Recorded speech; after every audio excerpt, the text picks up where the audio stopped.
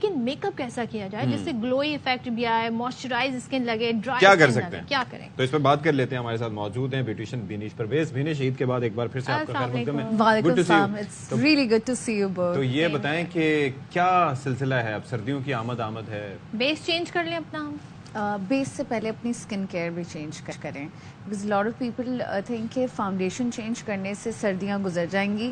नहीं, आपकी जो असल चीज़ होती है वो आपकी स्किन प्रेप होती है। अगर आपने अपने मॉइस्चराइजर, लेकिन जैसे देखें, लेट्स सपोज अगर आपकी नॉर्मल स्किन है, आप अपनी गर्मियों में नॉर्मल स्किन के हिसाब से मॉइस्चराइजर यूज़ करी होंगी, क्योंकि गर्मियों में मॉइस्चर की इतनी ज़रूरत पड़ती नहीं है, तो आपका मॉइस्चराइजर आप माइल्ड लेंगी। लेकिन सर्दियों में आपकी भी स्किन ड्राई होगी बिकॉज ऑफ द मौसम, सो वो नॉर्मल से थोड़ा सा एक्स्ट्रा आपको मॉइस्चर की ज़रूरत पड़ेगी।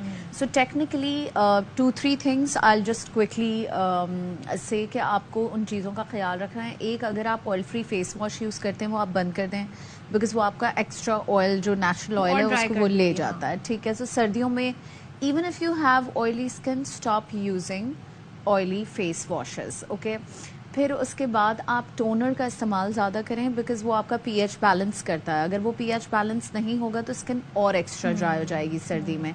And then third thing which is moisturiser.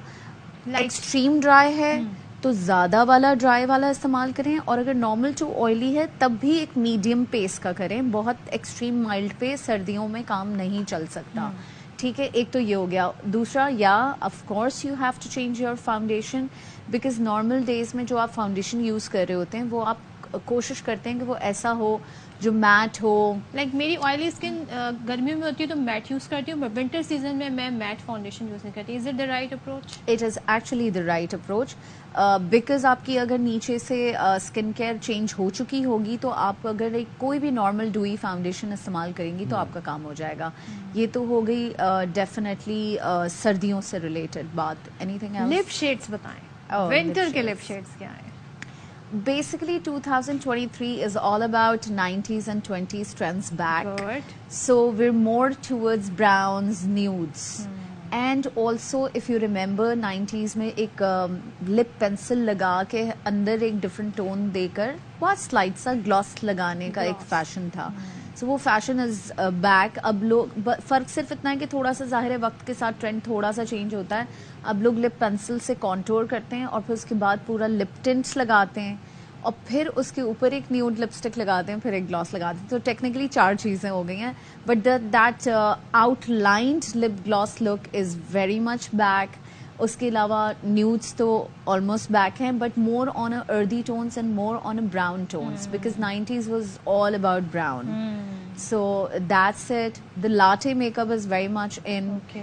जितने भी नो मेकअप टाइप लुक्स हैं उसमें अब जो है वो ब्रॉन्जी, लाटे से मुराद ये है कि ऑब्वियसली यू नो कॉफ़ी का कलर जो है वो ब्राउन ही होता है, तो जितने भी ब्रॉन्जी और न्यूडी आई शेडोज हैं, देर मोर back. Pastel blues are very much back.